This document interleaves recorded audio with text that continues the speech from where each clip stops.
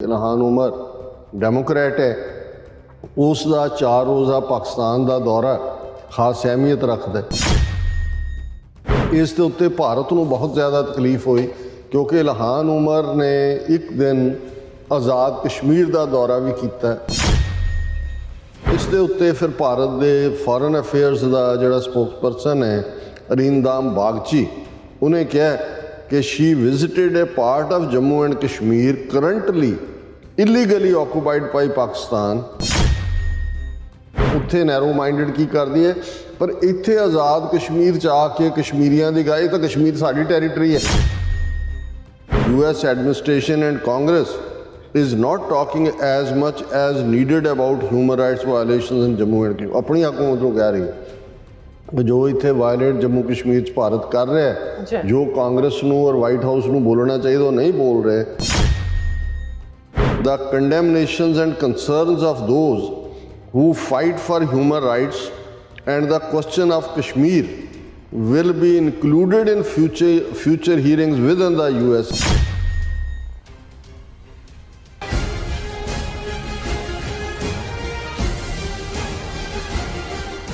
Viewers welcome back on programs. Viewers गलबात करन जा रहे हैं कि अमरीकी कांग्रेस वूमन इल्हान उमर अजकल ਜਿਹੜੇ ਪਾਕਿਸਤਾਨ ਦੇ ਦੌਰੇ ਤੇ ਹਨ ਤੇ ਉਹ ਆਜ਼ਾਦ ਕਸ਼ਮੀਰ ਵੀ ਗਏ ਹਨ ਔਰ ਕਾਂਗਰਸ ਵੂਮਨ ਦੇ ਇਸ ਦੌਰੇ ਤੇ ਭਾਰਤ ਨੇ ਸਖਤ ਨਾਰਾਜ਼ਗੀ ਜਿਹੜੀ ਹੈ ਉਹ ਜਿਤਾਈ ਹੈ। ਸੋ ਇਸ ਬਾਰੇ ਆਪਾਂ ਗੱਲਬਾਤ ਕਰਾਂਗੇ। ਸੋ ਅਸੀਂ ਚਾਹਾਂਗੇ ਕਿ ਤੁਸੀਂ ਇਸੇ ਤਰ੍ਹਾਂ ਬਣੇ ਰਹਿਣਾ, ਦੇਖਣ ਸੁਣਨੇ ਲਿਖਣ ਲਈ ਤੁਹਾਡਾ ਸਭ ਦਾ ਬਹੁਤ ਸ਼ੁਕਰੀਆ ਜੀ। ਡਾਕਟਰ ਸਾਹਿਬ ਕੀ ਵਿਚਾਰਾਂ ਨੇ?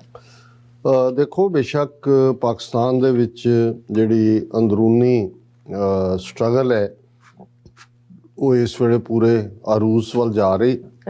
शहबाज शरीफ प्राइम मिनिस्टर बन चुके हैं, पर इमरान खान जिहड़े कि इस वेले पूरे चैलेंज के मोड़ च ने और उन्होंने शहबाज शरीफ की हुकूमत नूं इंपोर्टेड गवर्नमेंट का लेबल दिता है और वो अपने लोगों नूं यही कॉल दे रहे हैं कि इस दी नूं एक्सैप्ट नहीं करना है असी और इलैक्शनस वाल वधना है। और उन्होंने जिहड़े वड्डे वड्डे जलसे जिहड़े उन्होंने इस्लामाबाद च कीता है, फिर उन्होंने पहला पेशावर सी, इस्लामाबाद सी, कराची सी, और अज जो असी गल कर रहे हैं अज बड़ा रिकॉर्ड तोड़ इकट्ठ मीनारे पाकिस्तान लाहौर दे विच होया और वो वन लाइनर ही उन्होंने है कि भाई इस इंपोर्टेड सरकार नूं चलदा करो और इलैक्शनस करवाइयां जान और जमहूरीयत दे आधार दे उत्ते जिहड़ा पाकिस्तान दी कौम दी खुददारी और इंडिपेंडेंट फैसले लैने ਜਿਹੜਾ ਉਹ ਸੰਭਵ ਹੋਏ।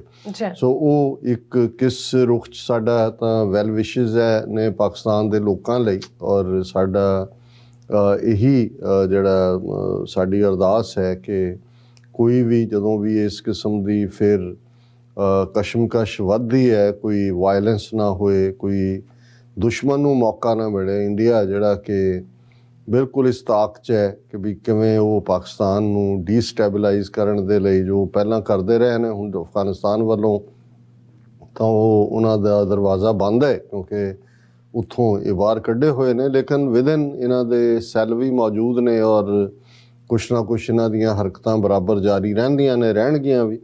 लेकिन असीं उस मुद्दे दे उत्ते और सानूं एक दो पाकिस्तानी वीरां ने सानूं लिखिया भी है कि तुसीं करंट सिचुएशन के उत्ते कोई बहुता कामेंट नहीं किया। मेरा यही कहना है कि भाई असी वैल विशर हैं मुल्क दे लोगों के और असी अपनिया वैल विशेज़ और इस दे नाले दुआई कर सकते हैं कि पाकिस्तान प्रॉस्पर होए, सेफ होए।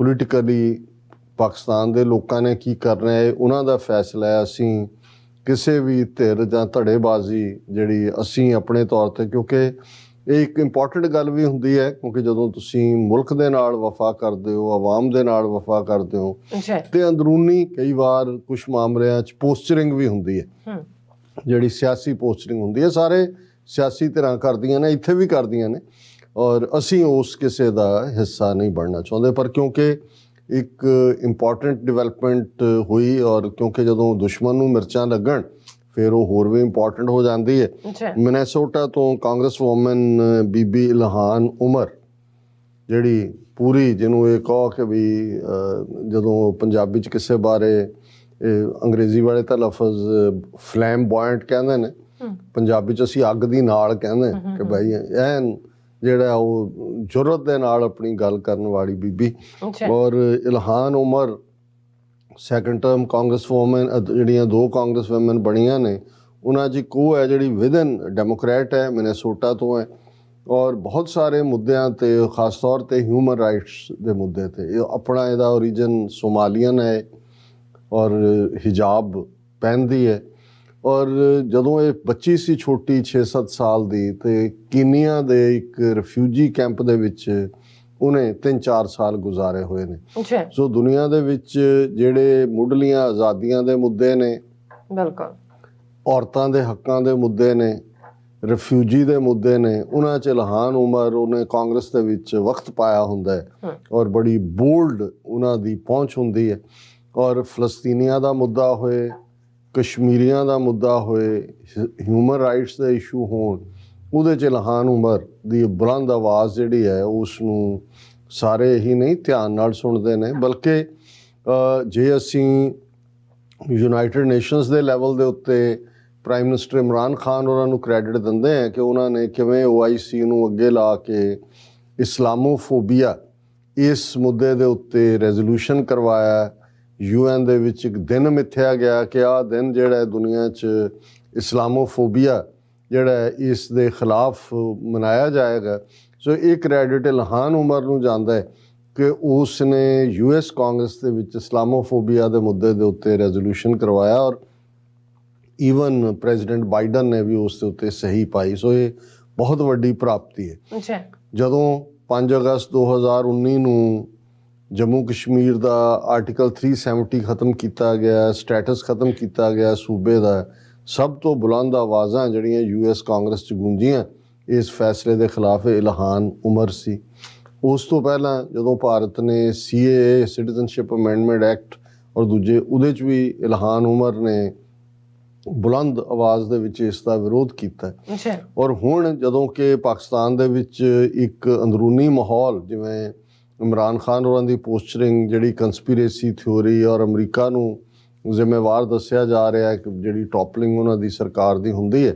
ਸੋ ਇਸ ਦੌਰ ਦੇ ਵਿੱਚ ਰੂਲਿੰਗ ਪਾਰਟੀ, ਕਿਉਂਕਿ ਇਲਹਾਨ ਉਮਰ ਡੈਮੋਕ੍ਰੈਟ ਹੈ, ਉਸ ਦਾ 4 ਰੋਜ਼ਾ ਪਾਕਿਸਤਾਨ ਦਾ ਦੌਰਾ ਖਾਸ ਅਹਿਮੀਅਤ ਰੱਖਦਾ ਹੈ। ਔਰ ਬੇਸ਼ੱਕ ਅੰਦਰੂਨੀ ਤੌਰ ਦੇ ਉੱਤੇ ਵੀ ਥੋੜ੍ਹੇ ਬਹੁਤ ਇਸ ਦੌਰੇ ਨੂੰ ਲੈ ਕੇ ਜਿਹੜੀ ਹੈ ਉਹ ਜਮ੍ਹਾਂ ਖਰਚ ਹੋਇਆ, ਕਿਉਂਕਿ ਇਲਹਾਨ ਉਮਰ ਸ਼ਾਹਬਾਜ਼ ਸ਼ਰੀਫ ਪਾਕਿਸਤਾਨ ਦੇ ਜਿਹੜੇ ਹੁਣ ਪ੍ਰਾਈਮ ਮਿਨਿਸਟਰ ਨੇ ਉਹਨਾਂ ਨੂੰ ਮਿਲੀ, ਪਰ ਨਾਲ ਦੀ ਨਾਲ ਉਸਨੇ ਇਮਰਾਨ ਖਾਨ ਨਾਲ ਵੀ ਮੁਲਾਕਾਤ ਕੀਤੀ। ਔਰ ਜਿਹੜੇ ਇਸ ਵੇਲੇ ਪ੍ਰੋਮੀਨੈਂਟ ਵਜ਼ੀਰ ਨੇ ਸ਼ਾਹਬਾਜ਼ ਸ਼ਰੀਫ ਪਾਰਟੀ ਦੇ, ਰਾਣਾ ਸਨਾਉੱਲਾ, ਉਹਨਾਂ ਨੇ ਇਸ ਦੇ ਉੱਤੇ ਵੀ ਨਾਲ ਦੀ ਨਾਲ ਤੰਜ਼ ਕਰ ਦਿੱਤੀ ਕਿ ਜੀ ਇਹ ਹੁਣ ਇਮਰਾਨ ਖਾਨ ਦੱਸਣ ਕਿ ਇੱਕ ਪਾਸੇ ਅਮਰੀਕਨ ਕੰਸਪੀਰੇਸੀ ਕਹਿ ਰਹੇ ਨੇ, ਦੂਸਰੇ ਪਾਸੇ ਅਮਰੀਕਨ ਕਾਂਗਰਸ ਵੂਮਨ ਨੂੰ। ਹਾਲਾਂਕਿ ਮੈਨੂੰ ਲੱਗਦਾ ਉਹਨਾਂ ਨੂੰ ਇਹ ਨਹੀਂ ਕਹਿਣਾ ਚਾਹੀਦਾ ਸੀ। ਇਲਹਾਨ ਉਮਰ ਕੋਈ ਇੱਕ ਧਿਰ ਦੀ ਨੁਮਾਇੰਦਗੀ ਨਹੀਂ ਕਰਦੀ, ਉਹ ਇੱਕ ਬਾਵਕਾਰ ਹਿਜਾਬ ਪਹਿਨਣ ਵਾਲੀ ਔਰ ਜਿਹੜੀ ਹੈ ਇਨਸਾਨੀ ਹਕੂਕਾਂ ਦੀ ਗੱਲ ਕਰਨ ਵਾਲੀ ਬੀਬੀ ਹੈ,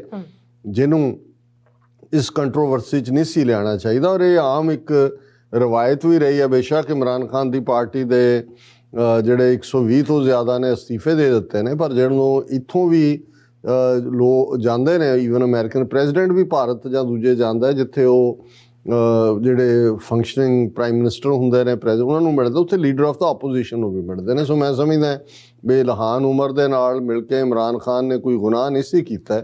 ਇਸ ਗੱਲ ਨੂੰ ਤੁਸੀਂ ਖਾਮ-ਖਾ ਕੰਟਰੋਵਰਸ਼ੀਅਲ, ਕਿਉਂਕਿ ਤੁਸੀਂ ਆਪਣਾ ਜਿਹੜਾ ਉਹ ਅਕਾਊਂਟ ਸੈਟਲ ਕਰਨਾ ਚਾਹੁੰਦੇ ਹੋ, ਪਰ ਇਸ ਦੇ ਉੱਤੇ ਭਾਰਤ ਨੂੰ ਬਹੁਤ ਜ਼ਿਆਦਾ ਤਕਲੀਫ ਹੋਈ, ਕਿਉਂਕਿ ਇਲਹਾਨ ਉਮਰ ਨੇ ਇੱਕ ਦਿਨ ਆਜ਼ਾਦ ਕਸ਼ਮੀਰ ਦਾ ਦੌਰਾ ਵੀ ਕੀਤਾ, ਪ੍ਰੈਸ ਕਾਨਫਰੰਸ ਵੀ ਕੀਤੀ, ਔਰ ਜੋ ਕੁਛ ਭਾਰਤ ਕਸ਼ਮੀਰੀਆਂ ਦੇ ਉੱਤੇ ਕਰ ਰਿਹਾ ਹੈ ਔਰ ਉਸ ਦੇ ਉੱਤੇ ਵੀ ਉਹਨੇ ਆਪਣਾ ਜਿਹੜਾ ਪੂਰਾ ਖੁੱਲ੍ਹ ਕੇ ਜਿਹੜੇ ਆਪਣੇ ਵਿਚਾਰ ਵੀ ਦਿੱਤੇ। ਔਰ ਇਸ ਦੇ ਉੱਤੇ ਫਿਰ ਭਾਰਤ ਦੇ ਫੋਰਨ ਅਫੇਅਰਸ ਦਾ ਜਿਹੜਾ ਸਪੋਕਸਪਰਸਨ ਹੈ ਅਰਿੰਦਾਮ ਬਾਗਚੀ, ਉਹਨੇ ਕਿਹਾ ਕਿ she visited a part of Jammu and Kashmir currently illegally occupied by Pakistan. If such a politician wishes to practice her narrow-minded politics at home, that may be her business, but violating our territorial integrity in its pursuit makes this ours condemnable. ਹੁਣ ਪਹਿਲੀ ਗੱਲ ਕਿ ਇਲਹਾਨ ਉਮਰ America 'ਚ ਜਿਹੜੀਆਂ ਉਹ ਨੀਤੀਆਂ ਦੇ ਉੱਤੇ ਗੱਲ ਕਰਦੀ ਹੈ ਉਹ ਹਿਊਮਨ ਰਾਈਟਸ ਦੇ ਮੁੱਦੇ ਨੇ। ਹੁਣ ਉਹਦੇ 'ਤੇ ਵੀ ਇਹ ਵਿਅੰਗ ਕਰ ਰਿਹਾ ਇਹਨਾਂ ਦੀ ਫੋਰਨ ਮਿਨਿਸਟਰੀ ਕਿ ਜੀ ਉੱਥੇ ਨੈਰੋ ਮਾਈਂਡਡ ਕੀ ਕਰਦੀ ਹੈ, ਪਰ ਇੱਥੇ ਆਜ਼ਾਦ ਕਸ਼ਮੀਰ 'ਚ ਆ ਕੇ ਕਸ਼ਮੀਰੀਆਂ ਦੀ ਗੱਲ, ਇਹ ਤਾਂ ਕਸ਼ਮੀਰ ਸਾਡੀ ਟੈਰੀਟਰੀ ਹੈ, ਪਾਕਿਸਤਾਨ ਆਕੂਪਾਈਡ ਹੈ, ਇਹ ਤਾਂ ਸਾਡਾ ਹੈ। ਇੱਥੇ ਆ ਕੇ ਇਹਨੂੰ ਗੱਲ ਕਰਨ ਦਾ ਕਿ ਇਸ ਤੋਂ ਤੁਸੀਂ ਅੰਦਾਜ਼ਾ ਲਾਓ ਵੀ ਇਹ ਕਿਸ ਹੱਦ ਤੱਕ ਭੂਤਰੇ ਹੋਏ ਨੇ। ਔਰ ਹਾਲਾਂਕਿ ਜਦੋਂ ਆਜ਼ਾਦ ਕਸ਼ਮੀਰ 'ਚ ਬੀਬੀ ਆਈ ਹੈ ਉਮਰ, ਪ੍ਰੈਸ ਕਾਨਫਰੰਸ ਉਹਨਾਂ ਨੇ ਕਿਹਾ ਕਿ US administration and Congress is not talking as much as needed about human rights violations in Jammu and Kashmir। ਆਪਣੀ ਹਕੂਮਤ ਨੂੰ ਕਹਿ ਰਹੀ ਹੈ ਜੋ ਇੱਥੇ ਵਾਇਲੇਟ ਜੰਮੂ ਕਸ਼ਮੀਰ 'ਚ ਭਾਰਤ ਕਰ ਰਿਹਾ ਹੈ, ਜੋ ਕਾਂਗਰਸ ਨੂੰ ਔਰ ਵਾਈਟ ਹਾਊਸ ਨੂੰ ਬੋਲਣਾ ਚਾਹੀਦਾ ਉਹ ਨਹੀਂ ਬੋਲ ਰਹੇ। And effects of Modi administration's anti Muslim rhetoric, ਕਿ ਜੋ ਇਹਦਾ ਪ੍ਰਭਾਵ ਹੋ ਰਿਹਾ ਐਂਟੀ ਮੁਸਲਿਮ ਰੈਟਰਿਕ ਦਾ, ਉਹਨੇ ਕਿਹਾ the condemnations and concerns of those who fight for human rights and the question of Kashmir will be included in future hearings within the USA। ਉਹਨਾਂ ਨੇ ਕਿਹਾ ਜੀ ਅਸੀਂ ਜਿਹੜਾ ਹੀਅਰਿੰਗ ਕਰਵਾਵਾਂਗੇ ਉਹਦੇ 'ਚ ਜੋ ਭਾਰਤ ਦੇ ਵਿੱਚ ਮੁਸਲਮਾਨਾਂ ਦੇ ਨਾਲ ਚੱਲ ਰਿਹਾ ਹਿਊਮਨ ਰਾਈਟਸ ਵਾਇਲੇਸ਼ਨ ਉਹਦਾ ਵੀ ਔਰ ਕਸ਼ਮੀਰ ਦਾ ਸਟੇਟਸ ਵੀ। ਔਰ ਉਹਨਾਂ ਨੇ ਜਿਹੜਾ ਬੀਬੀ ਉਮਰ ਨੇ ਜਿਹੜੇ ਪ੍ਰੈਜ਼ੀਡੈਂਟ ਨੇ ਆਜ਼ਾਦ ਕਸ਼ਮੀਰ ਦੇ ਸੁਲਤਾਨ ਮਹਿਮੂਦ ਚੌਧਰੀ ਉਹਨਾਂ ਦੇ ਨਾਲ ਵੀ ਗੱਲਬਾਤ ਕੀਤੀ। ਸੋ ਅਸੀਂ ਸਮਝਦੇ ਹਾਂ ਕਿ ਵੀ ਇਹ ਇੱਕ ਬਹਾਦਰੀ ਭਰੀ ਗੱਲ ਹੁੰਦੀ ਹੈ ਜਦੋਂ ਕਿ ਤੁਸੀਂ ਇਹੀ ਨਹੀਂ ਕਿ ਇੱਥੇ ਉਹ ਆਵਾਜ਼ ਨੇ, ਪਰ ਐਨ ਇਸ ਮੌਕੇ ਦੇ ਉੱਤੇ ਜਦੋਂ ਕਿ ਇੱਕ ਪਾਸੇ ਯੂਕਰੇਨ ਔਰ ਰਸ਼ੀਆ ਦਾ ਪਾਰਟ ਚੱਲ ਰਿਹਾ ਹੈ, ਉੱਥੇ ਜਾ ਕੇ ਲੋਕਾਂ ਦੇ ਵਿੱਚ ਖਲੋ ਕੇ ਕਹਿਣਾ ਕਿ ਭਾਈ, ਔਰ ਇਹ ਵੀ ਮੈਂ ਸਮਝਦਾ ਵੀ ਅਮਰੀਕਾ ਦੀ ਖੂਬਸੂਰਤੀ ਹੈ ਕਿ ਇੱਕ ਪਾਸੇ ਵਾਈਟ ਹਾਊਸ ਜਾਂ ਉਹਨਾਂ ਦਾ ਐਡਮਿਨਿਸਟ੍ਰੇਸ਼ਨ ਉਹ ਨੀਤੀਆਂ ਤਾਂ ਆਪਣੀਆਂ ਸੋ ਕਾਲਡ ਨੈਸ਼ਨਲ ਇੰਟਰਸਟ ਦੇ ਨਾਂ ਥੱਲੇ ਬਣਾਉਂਦੇ ਨੇ, ਲੇਕਿਨ ਨਾਲ ਦੀ ਨਾਲ ਇੱਕ ਆਜ਼ਾਦੀ ਵਾਲੀ ਆਵਾਜ਼ ਜਿਹੜੀ ਬੁਲੰਦ ਆਵਾਜ਼ ਦੇ ਵਿੱਚ ਇਹ ਕਹਿੰਦੀ ਹੈ ਕਿ ਇਹ ਸਾਨੂੰ ਐਕਸੈਪਟੇਬਲ ਨਹੀਂ ਹੈ। ਔਰ ਆਉਣ ਵਾਲੇ ਪੀਰੀਅਡ 'ਚ ਅਸੀਂ US ਕਾਂਗਰਸ ਦੇ ਵਿੱਚ ਜੋ ਭਾਰਤ ਦੇ ਵਿੱਚ ਘੱਟ ਗਿਣਤੀਆਂ ਨਾਲ ਮੁਸਲਮਾਨਾਂ ਨਾਲ ਹੋ ਰਿਹਾ ਔਰ ਕਸ਼ਮੀਰ ਦੇ ਮੁੱਦੇ ਦੇ ਉੱਤੇ ਵੀ ਅਸੀਂ ਹੀਅਰਿੰਗਸ ਕਰਵਾਵਾਂਗੇ। ਸੋ ਅਸੀਂ ਸਮਝਦੇ ਹਾਂ ਵੀ ਇਲਹਾਨ ਉਮਰ ਵਰਗੀਆਂ ਬਹਾਦਰ ਆਵਾਜ਼ਾਂ ਹੀ ਅਲਟੀਮੇਟਲੀ ਦੁਨੀਆ ਦੇ ਵਿੱਚ ਤਬਦੀਲੀ ਲਿਆਉਂਦੀਆਂ ਨੇ, ਨਹੀਂ ਤਾਂ ਬਹੁਤ ਸਾਰੇ ਲੋਕ ਤਾਂ ਮੱਖੀ ਤੇ ਮੱਖੀ ਮਾਰਨ ਵਾਂਗ ਆਪਣੇ ਸੌੜੇ ਸਿਆਸੀ ਹਿੱਤਾਂ ਦੇ ਤੱਕ ਹੀ ਮਹਿਦੂਦ ਹੁੰਦੇ ਨੇ। ਜੀ ਡਾਕਟਰ ਸਾਹਿਬ, ਮੈਂ ਚਾਹੁੰਦੀ ਤੁਸੀਂ ਅੱਜ ਦਾ ਵਿਚਾਰ ਸਾਡੇ ਦਰਸ਼ਕਾਂ ਨਾਲ ਸਾਂਝਾ ਕਰੋ। ਤੁਸੀਂ ਲੈ ਲਓ ਟੌਪਿਕ। ਵੀਅਰਸ ਤੁਸੀਂ ਸਾਨੂੰ ਇਸੇ ਤਰ੍ਹਾਂ ਬਣੇ ਰਹਿਣਾ। ਮਿਲਦੇ ਹਾਂ ਛੋਟੇ ਜਿਹੇ ਬ੍ਰੇਕ ਤੋਂ ਬਾਅਦ।